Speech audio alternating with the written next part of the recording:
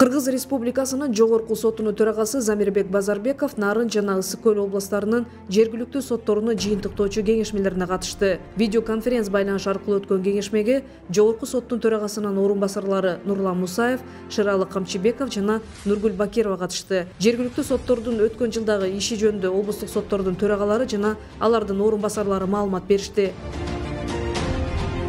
Кеңешменин жүрүшүндө Нарын областындагы биринчи инстанциядагы жана апелляциялык инстанциядагы соттор тарабынан 2023 жылы каралган иштер боюнча Нарын облустук сотунун төрагасынын орун басарлары Эркин Дүйшеев, Келдибек Исажанов жана Гүлнара Кудабаева баяндама жасашты. Анда маалым болгондой, статистикалык маалыматтарга ылайык Нарын облусунун биринчи инстанциядагы сотторуна 2023 жылы жалпысынан 8000ден ашык иш түшүп, анын ичинен 7000ден ашык иш жана соттук материалдар каралган. Бул 2022 жылга салыштырмалуу 657 ишке же 9%га көп каралган.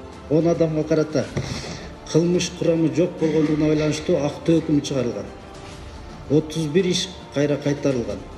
Алардын ичинен Ал эми Ысык Көл облустук сотунун төрагасынын жазык иштер жана жоруктар жөнүндө иштер боюнча орун басары Зарипбек Адамбаев белгилегендей, 2023 жылга карата биринчи инстанциядагы соттордун отчеттору боюнча 2023 жылы жалпы 6979 иш жана соттук материалдар түшкөн. Ошондой эле Ысык Көл облустук сотунун төрагасынын жарандык жана экономикалык иштер боюнча орун басары Бакыт Калыковдун маалыматына ылайык, 2023 жылы 8000ден ашык иш жана 1725 соттук материал биринчи инстанциядагы соттор тарабынан жалпысынан каралган. Көп өзгөртүш иштер калтырылып, 23,33% түзгөн.